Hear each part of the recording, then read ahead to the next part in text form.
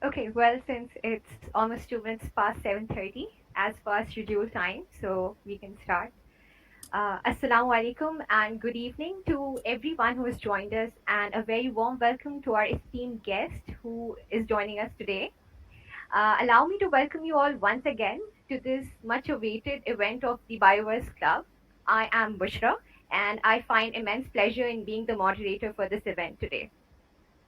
And like all of our past events, before we begin, there are certain set of guidelines that I would like to put forth.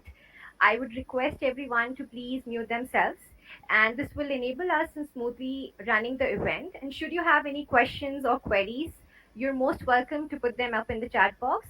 My team members and I will keep an eye on them, and they will help me in sourcing them up for the later part of the event where we can have a discussion on them with our guest member. So our group or the Bioverse Club, to begin with, since this is brought to you by the Bioverse Club, uh, it is almost a year or so since the establishment of this club, and we are a student collective which is based at the Life Sciences faculty in AMU, India. And the aim of this club was to establish a student network to encourage collaboration and scientific discourse among students. As of now, we've successfully hosted several prominent researchers and speakers, and most of their talks you can find them on our YouTube channel, and we'll put up the link towards the end of this event. So the topic of today's event was related to the career industry. I mean, the industry career, and the career options that one student has after completing their academia is obviously that it diverges into two options. You have either the academic based options or the industry based options. And today we're looking onto the newer side of this. Today we'll be exploring the industry side of career options for students who are pursuing their studies in biology. So, how sustainable are career options in bioindustries? This is something that is always up for discussion. It's a hot topic. Actually, it's not currently a hot topic because there are many people who are just doing revolutionary work in this field. According to market analysts and experts, the biotechnology market is expected to expand to almost a 2.4 trillion industry in just USA. This is by almost like 5 years from now, by 2028. So you can just expect the amount of growth that can happen in other third world countries who are progressing in this field. And many of the analysts refer to this as just the tip of the iceberg. So there's just more and more to come, and there are more and several options coming up in this field.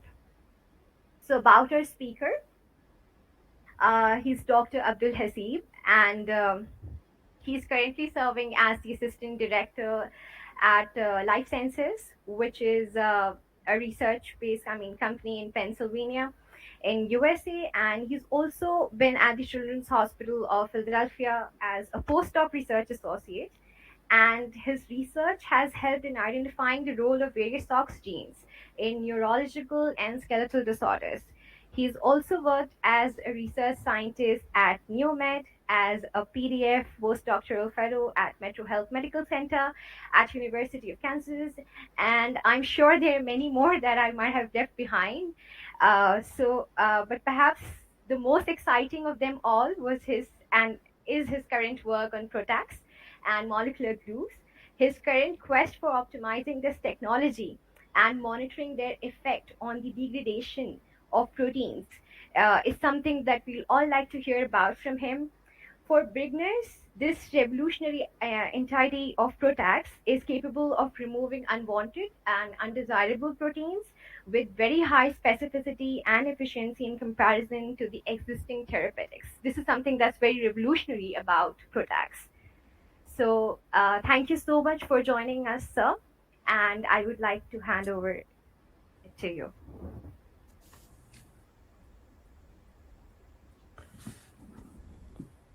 Okay, thank you, Bushra, for the kind introduction and all the background about the Bioverse group. And I'm very thankful for you guys for doing this. And I'm very excited to present my story. And I'm feeling nostalgic right now because about 22 years ago, I was at the same stage as most of you are right now, finishing my MSc in 2001 from AMU, MSc in biotechnology, and then looking for the opportunities and trying to understand the field. So at the time, we had to go to Champion Market to access the internet because there were cyber cafes, and we had to sit in line and then spend our time, whatever book time we had, and then emailing people and searching the internet. But nowadays, fast forward, you all guys have internet in your hands. There is a lot of information available. Everybody has the same information, but the question is how to access the right information and how to use that information. That's the challenging part now. The access of information is not limited now. So I'll share my story in academia and then transition to industry. And I'll give you some tips that I wish I had at the time when I graduated from MSc, and that will be helpful for you. So I'll share my slide.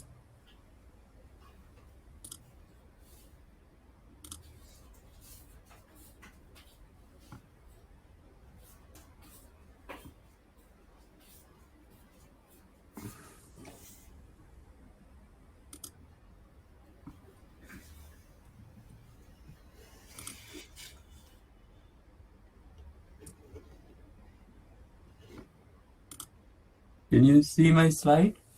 Yes, sir, it's visible. Okay, so I'll start my showing my journey from my master's in 2001 from AMU BioTech department, and then I moved to National Institute of Nutrition in Hyderabad for a PhD in molecular biology. There was a new lab establishing in National Institute of Nutrition based on molecular biology studies. So I joined there as one of the first postdoc PhD students in the lab. And so the degree was granted from Osmania University, and I finished in 2008, studying a lot of things, including the molecular or genetic predisposition of diabetes and metabolic syndrome in Indian population. And then I moved to ICGB in the malaria group, and I spent a few months there working on a malaria protein for vaccine development.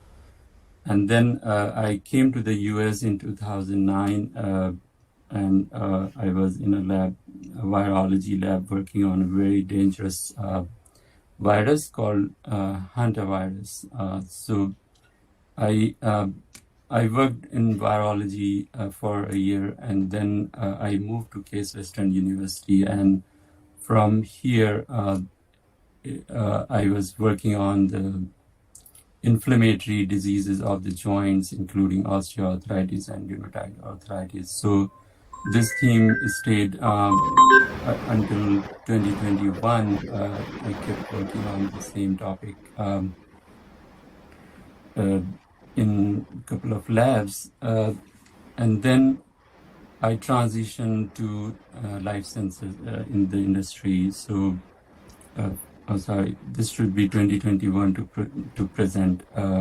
So I, since last little more than 1 year, I have been working, or 2 years, I have been working in LifeSensors. So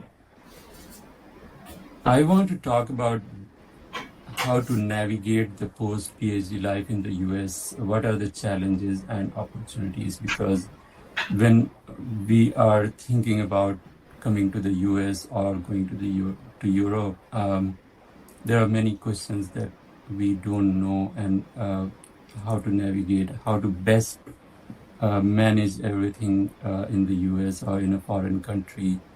So there will be three streams running in your life together parallelly. One will be your career, the other will be your visa issues and immigration, and your personal life slash family life slash social life. So you have to manage all those three together, and there will be many challenges. So career wise, I will talk about the tips, what you should do to make your career very fruitful and very satisfying.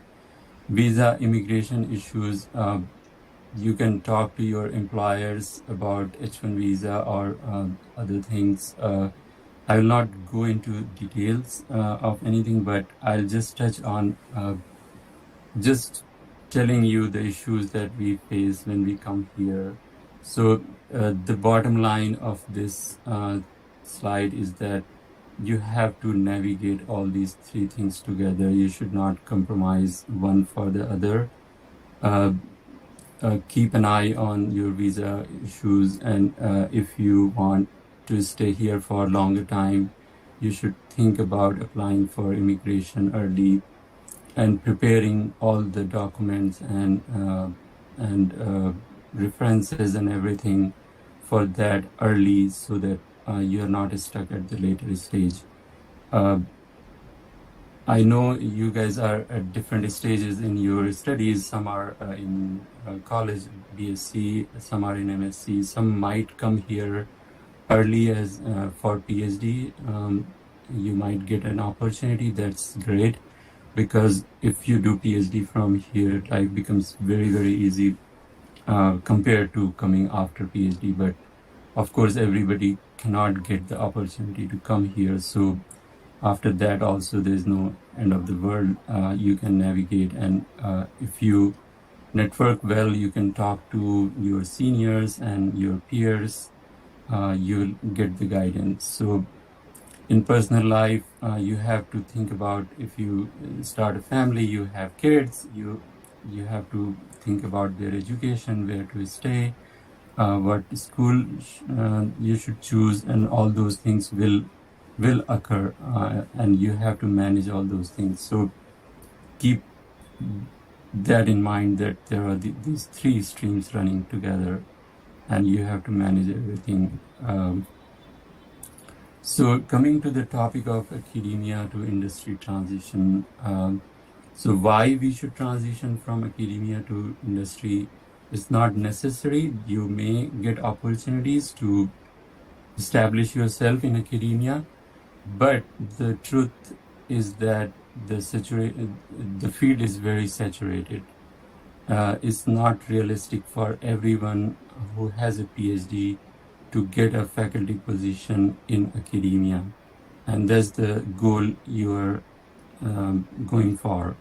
If you are in academia, you have to get an academic position, and I'm setting high goal for you guys. So and in academia, there's no clear path of the career, so it's not realistic for everyone to stay in academia. That's why you have to move into industry. Industry is vast, and you can have many career paths there. And in academia, sometimes you may feel bored, because the research there is very basic, and not all labs are same, but in most cases the research is basic and less applied. The goals are very different. The goals are to get grants and publish papers, and as long as you keep getting grants, your career keeps going and you are very happy. But it's not very satisfying, and you will not see an immediate impact of your research. So how to transition has two points here. One issue is that if you come after PhD, usually people come on J1. So J1 is a non-immigration visa, and it's very hard to transition to a green card or permanent residency here.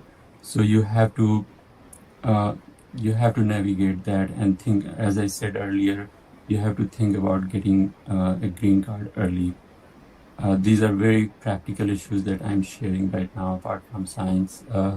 So if you come on to do PhD from here or master's and then PhD, then life is easier because you get 3 years of grace period in which you can find a job and you can find a sponsor. So after PhD, after postdoc, industry doesn't like to sponsor a visa for anyone because they can get easily the US citizens or green card holders. So they don't want to get into the trouble of sponsoring visa because it takes a lot of money and time and personnel to process those things. So that's why if you are coming on J1, you have to think about getting the green card early and start preparing for that early. And the other part that I'll talk mainly in this talk is becoming valuable. So there's no shortcut, there's no rocket science in this. You have to become valuable so that you are picked up by industry. If you're not valuable, however much networking you can do, whatever you do, you will find very hard to get a position in industry. So to become valuable, you have to have grasp of the technologies in demand, current technologies, and you should have experience in working with important diseases. So here, the topmost disease people are working, all the industry and academia is working is cancer. So if you are working in any type of cancer, you will be a hot commodity. And the second one is inflammation and heart disease, metabolic disease and all those. But the most money is spent on cancer research. So there is a bright future of research in academia and pharma industry here in the US as well as everywhere else. It's a rapidly evolving field with new technologies, with the help of new technologies and the convergence of many technologies that I'll share with you later.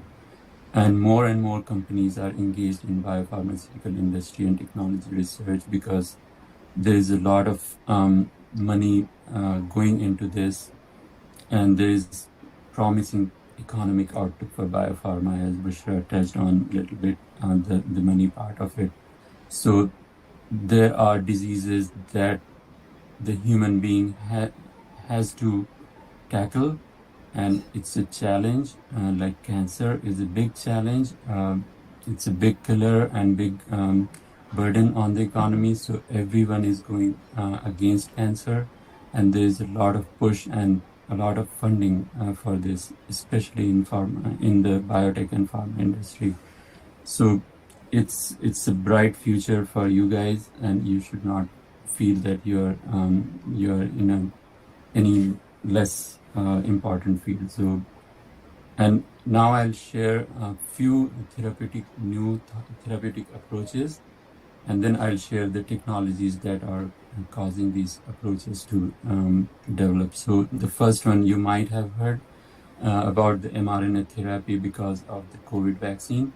So this was a breakthrough from many scientists, and there are people who are working here in Philadelphia in University of Pennsylvania who contributed a lot in developing mRNA technology. So with the mRNA, there were a couple of problems why mRNA was not getting picked up by other people earlier, because mRNA is a very labile entity, and once you inject it in the body, it gets degraded. And the other thing is that mRNA may cause interferon response in the body, and you get inflammation. And but scientists here at UPenn, especially you might have heard the name Kathleen Carico and Andrew Weissman. These people, they they believed in this technology and they kept working for a long time, even though they didn't have funding. They didn't get funding from NIH here because it was not a fashionable technology and people didn't believe that it will work.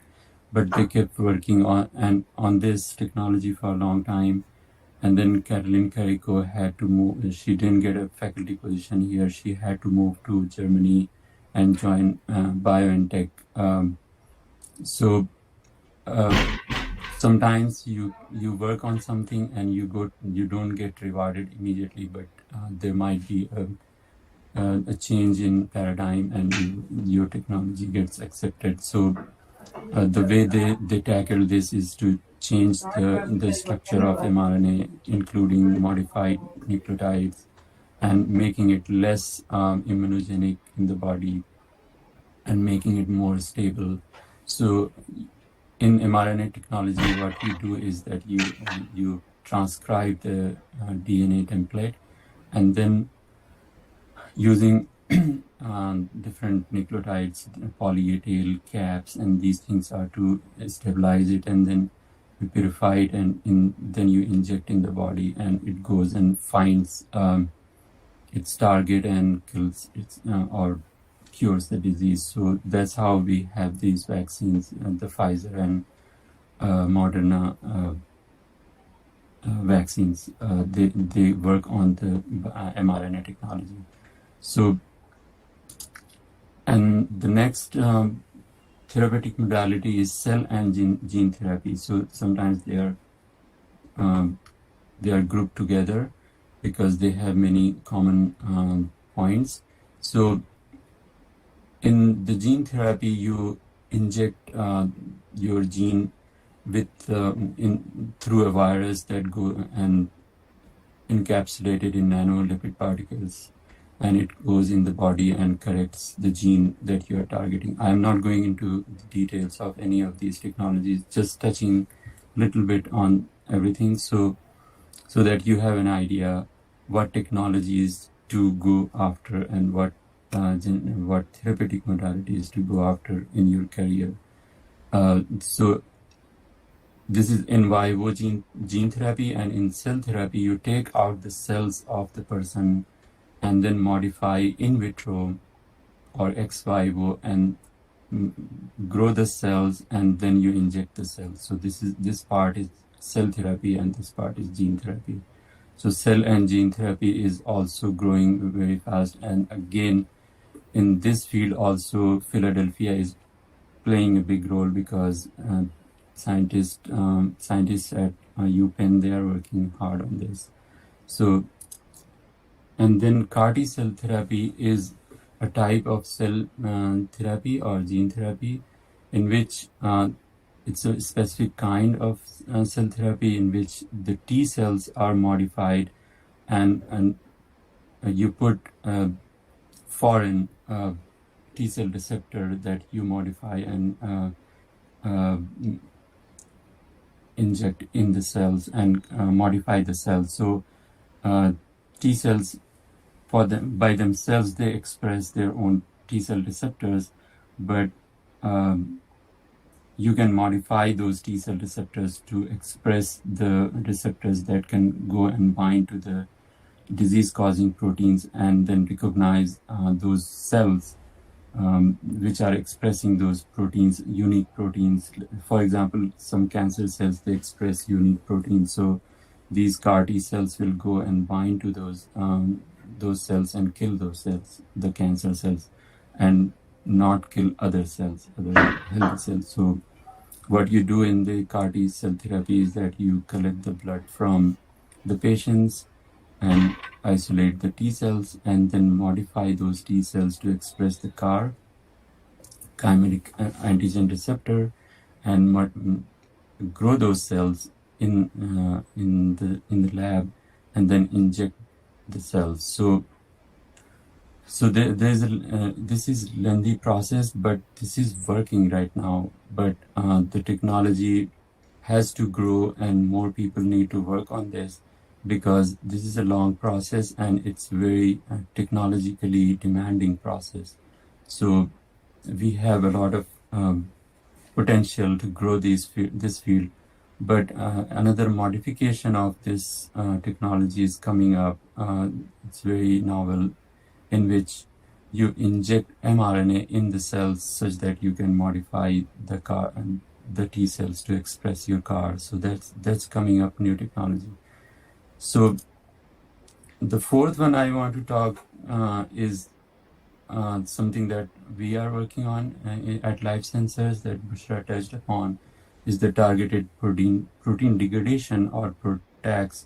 But there is a modification of this technology also, in which not only you degrade, but you can also stabilize the protein. So in PROTAC, what we do is that, so in normal therapies where you use small molecules to inhibit your enzyme, that's how most of the medicines work, right? You have an inhibitor of an enzyme or a protein, and you inhibit it, and it will not cause the disease. But when the molecule gets removed or gets diluted, the protein starts working again, and it is causing the disease again. So the efficacy of those small molecule binders is less. So there's a new technology developing now very fast, which is called PROTAC, where you, instead of inhibiting the protein, you degrade the protein altogether. So this is a catalytic process, and it is long lasting, because now to get that bad protein, you need transcription and translation to happen. So that is a longer process. So what we do here is that, in the cells, there is a Ubiquitin-Proteasome System. You might have studied it in your master's or BSc. Ubiquitin-Proteasome System is, cells use this system to degrade the proteins that are not wanted anymore in the cells.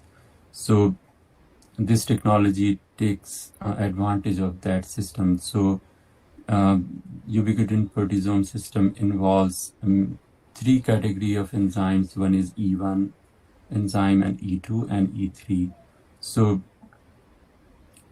So mainly E3 enzyme is recruited to the target protein, and the E3 causes the ubiquitination. So people have made chimeric molecules.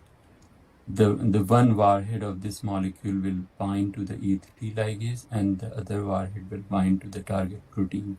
This way you are inducing the proximity of these two proteins, and due to this proximity, E3 ligase will ubiquitinate this target protein. And when the target protein is ubiquitinated in a particular way, it is directed towards the proteasome that kills the protein, that degrades it. So this can be a catalytic process. Once the protein is degraded, the PROTAC or degrader is free to go and bind again to E3 ligase and the target protein. That way, little bit of the degrader can keep working for a long time. So the efficacy of this modality is very high. So now I want to talk about few technologies that are causing the growth and astronomical growth of new therapeutic modalities in the biotech and pharmaceutical field.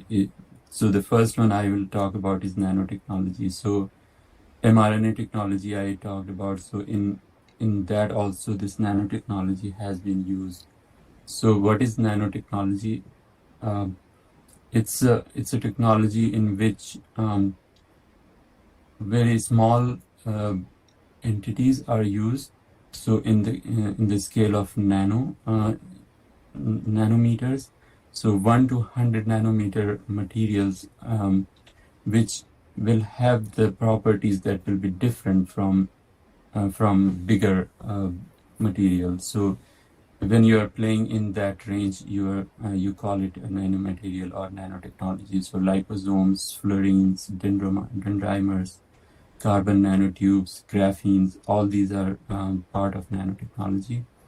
And in drug delivery, mainly, these nanotechnologies are used. So your active molecules are trapped in these liposome kind of structures or lipid nanoparticles. And that way it is easier for it to be delivered in the body, and it's more stable and it can be targeted. You can attach specific antibodies that can go and target a specific cell type. So that's how nanotechnology is being used. So in the Moderna and Pfizer vaccines, the lipid nanoparticles were used to deliver the mRNA.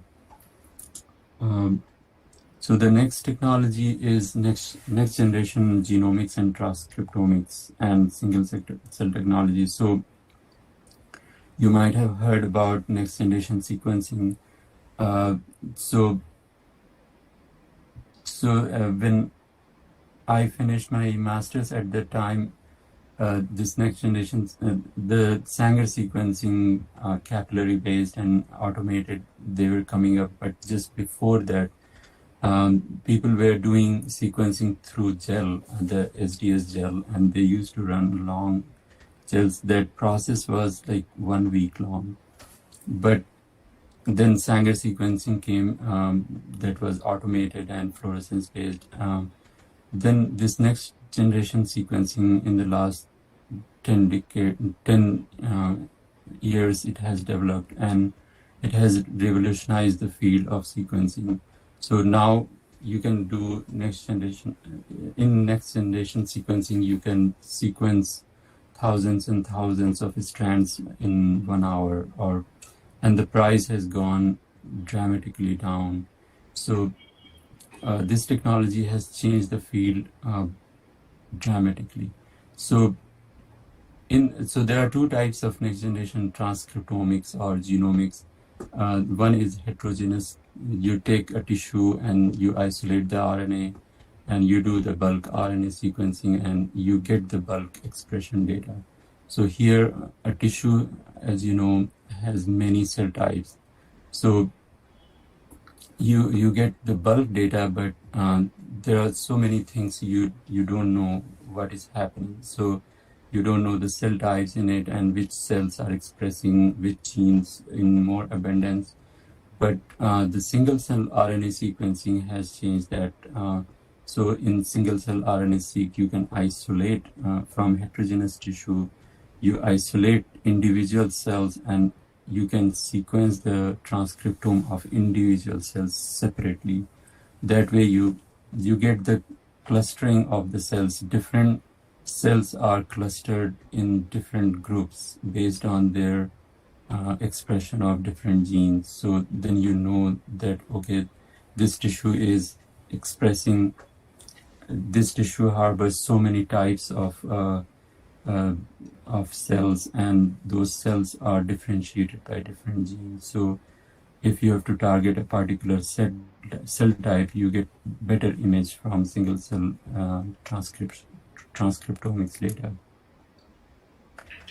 Similar way, next generation protein sequencing or proteomics is coming up.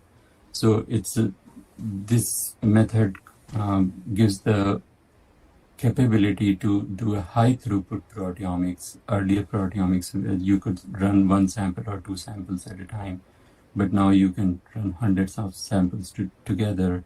And this next generation proteomics is more quantitative, and you can study protein-protein interaction, and you can study the spatial proteomics, where in the cells which protein is getting expressed. So there's vast complexity of data, and the AI technology that is developing is enabling the analysis of large amount of the data that is produced through this technology. Another new development in the field is 3D bioprinting that creates better disease model. As you know, there are many kind of disease models. One model is we do 2D cell culture in the lab, and then, or we can do experiments in animals, and both have their pros and cons. So 2D cell culture doesn't represent the organs or tissues very well. So whatever data you get in the 2D cell culture, it's not very valuable. It doesn't translate very well for the animals or humans. And the animal side of the modeling is the drawback is that it is very expensive and very time consuming. So people are developing these 3D models or organoids in which you can study a lot of things in a short period of time. So this technology is also developing very fast. And here you can mimic the tissue architecture in 3D. You can layer multiple cell types because, as I said before, each tissue has multiple cell types.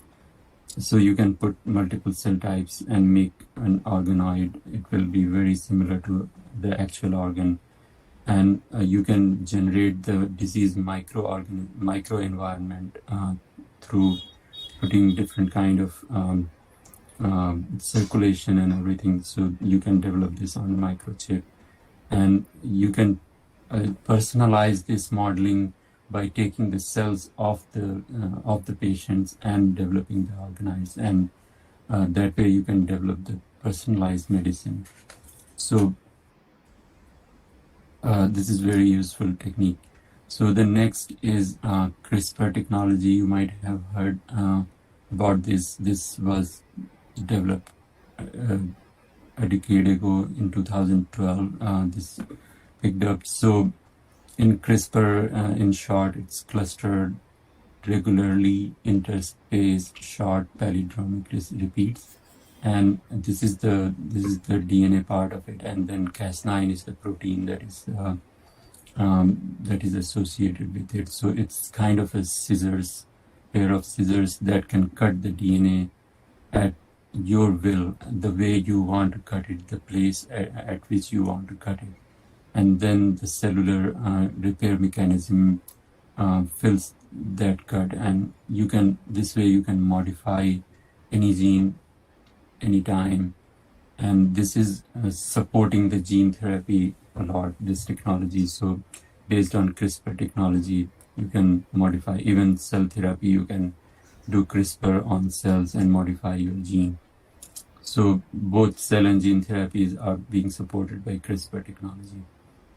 Another one is cryo-EM and the AI-driven data analysis. So cryo-EM is, you might have heard X-ray technology, X-ray crystallography to study the structure of proteins, but that is limited by the ability of the protein to form crystals, and that is very hard work, and not all proteins make the crystals. So this is new technology that is supporting the structural studies in the field, and in which you freeze the protein sample in a particular way, and then you image the protein molecule under the electron microscopy under high resolution. So that way you get large amount of structure function data, and the AI supported analysis tools are supporting this technology. So I mentioned AI in everything. So AI is developing big in the field, and it's supporting all other technologies, because whatever technology I mentioned, they generate a lot of data. Imagine the next generation sequencing and single cell sequencing, they generate huge amounts of data, and it's very hard to analyze those.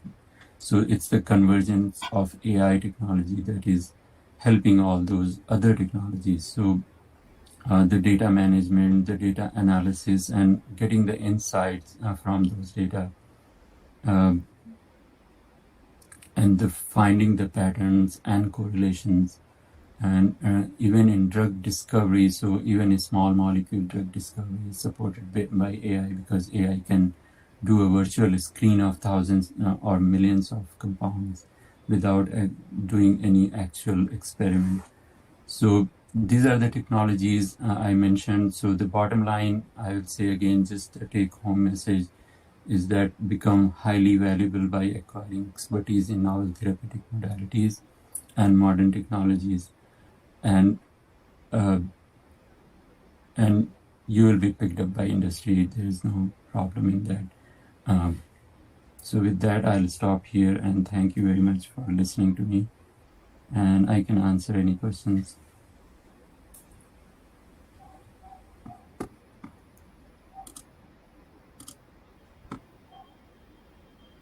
Uh, Thank you, sir, for navigating us through your entire journey.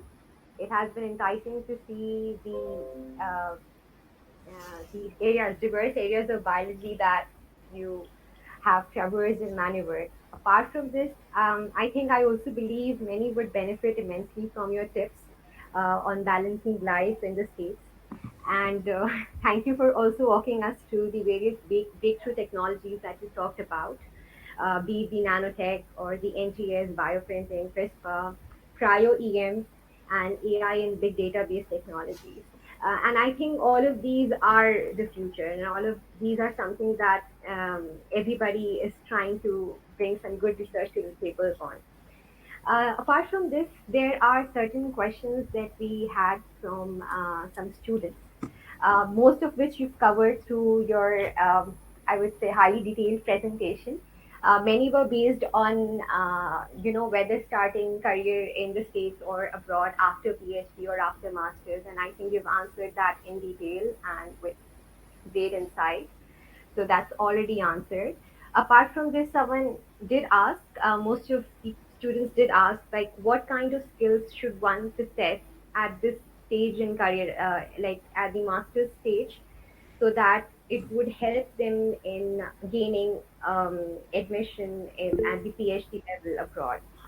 Is there something that you would like to advise to a master's level student so that it would help them in making it, aiding them in getting a seat in PhD?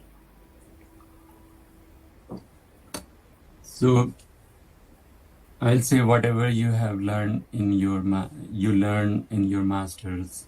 Just if you are starting masters, then try to learn more and try to do more projects and try to publish papers.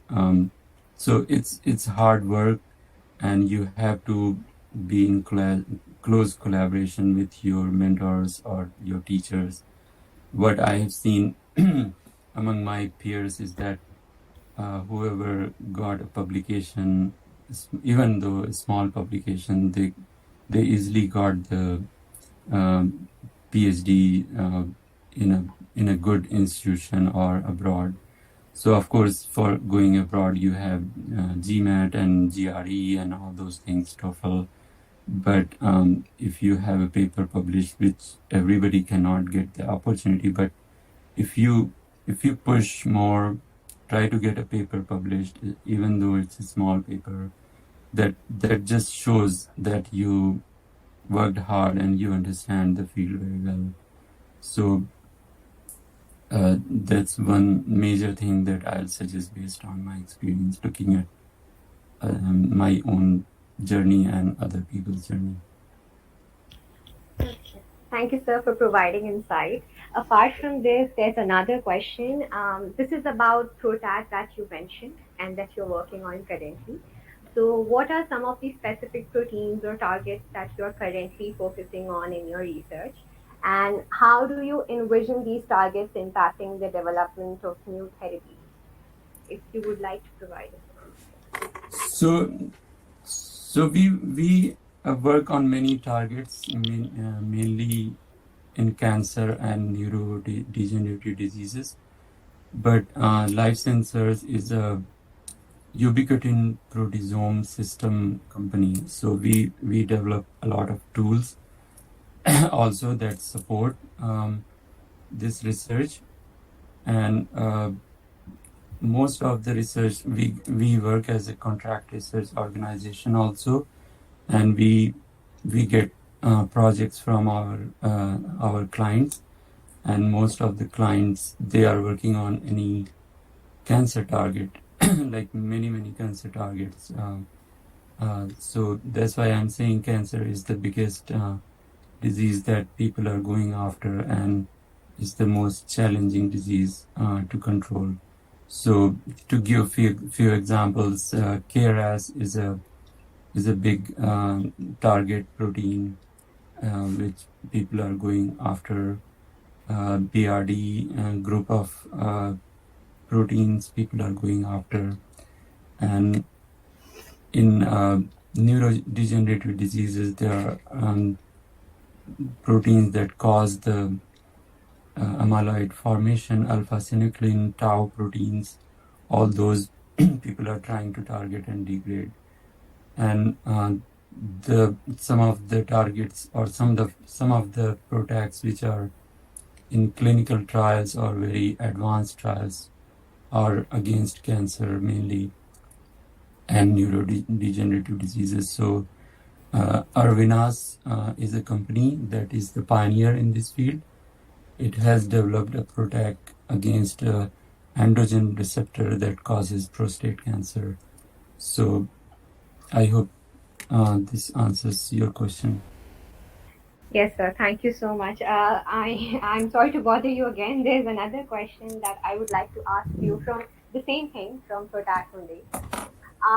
While I was writing my review paper on PROTAC, I had the opportunity to just look at the limitation side of PROTAC as well.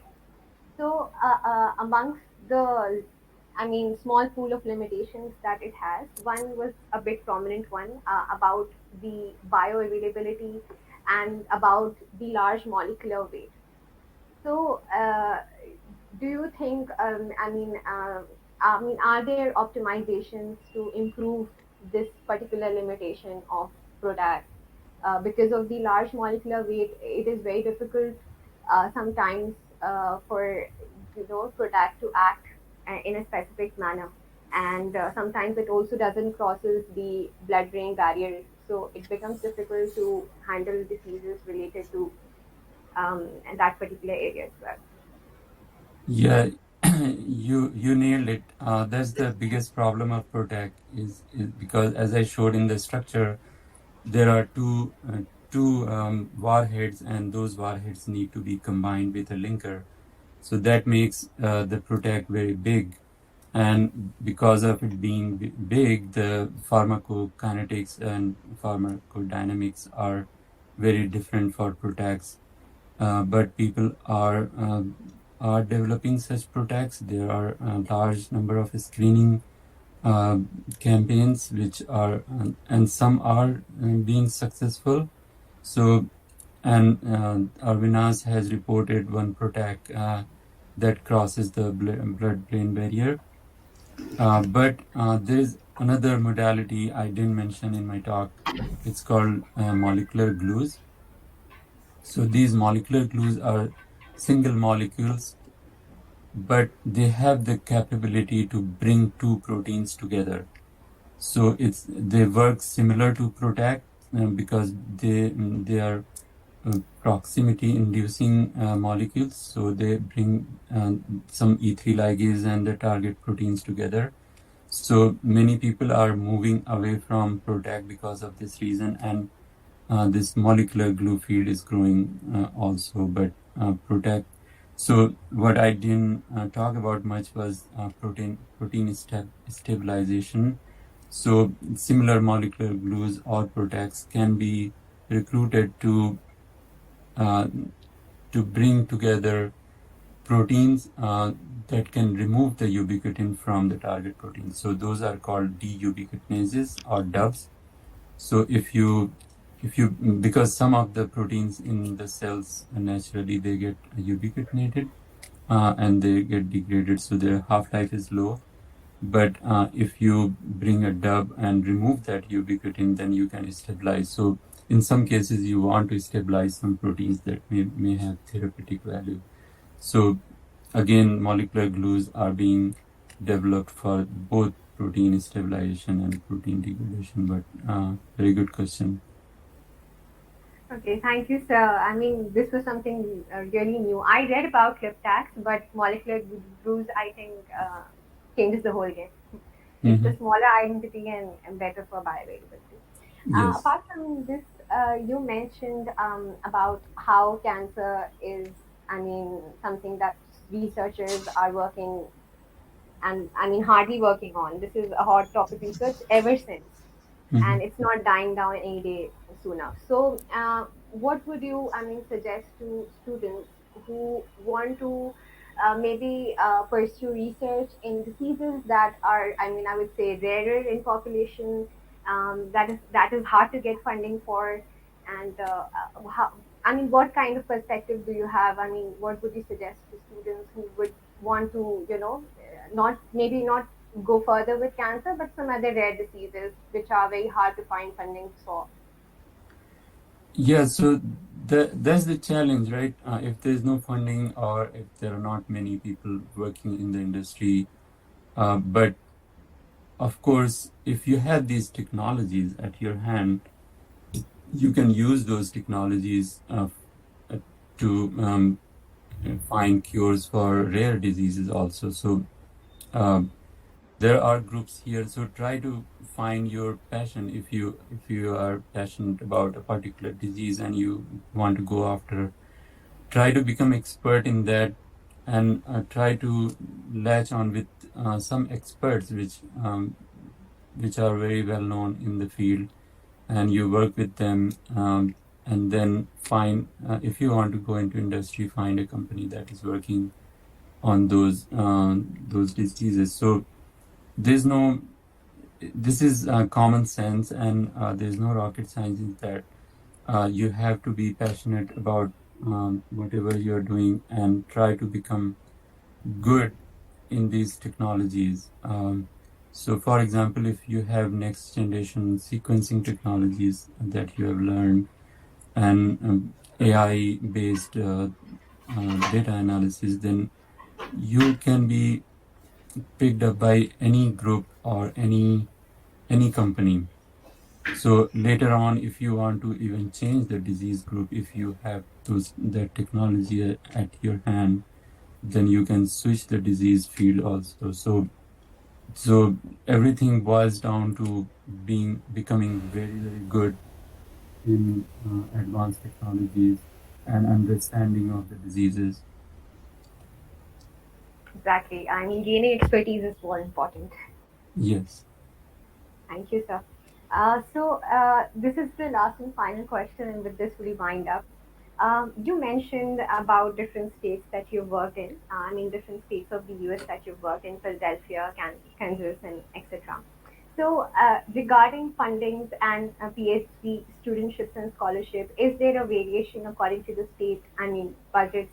I mean, are there some particular states which is more friendly, which has a more greater budget and a good, I mean, research environment? Is that the scenario, or is it uniform? So it doesn't depend on the states. Okay. It depends on the institution, right? If there is an institution which is very well known. For example, I worked in Cleveland Clinic and Case Western Reserve University. They are in Ohio. So Ohio is not a very well known state, or it's not very highly populated. It's not very developed, but Cleveland Clinic is third best or second best hospital in the US.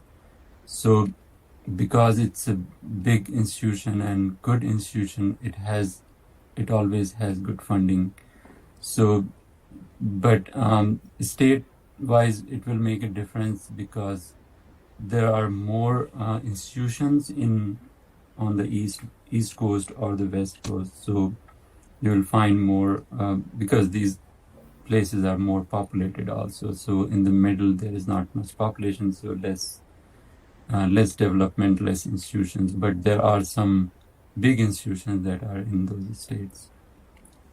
So I Okay, hope, sir. Yeah, yeah, thank you, sir, for answering that question. I think it did provide the kind of insight yeah. students want. Okay, and with this, we'll just wind up the event. These are the contact details for the Bioverse Club. You can put your email if you have certain queries at b.bioverse@gmail.com. We also have a YouTube channel, and you can find all of our previous talks by prominent researchers, including this one on our YouTube channel, the Bioverse Club. And thank you so much, sir, for joining us. Thank It you. was valuable having you, and also the very wise tips that you've given us, which will help us in maneuvering the future life. And Mhm. thank you for providing us insight into all of this, and also for your valuable time. Yeah, thank you very much, everyone, for joining. You can reach out to me through LinkedIn or other social media or email me. So, yeah, thank you so much. Thank you. Pleasure, that. Thank you. Yeah, bye.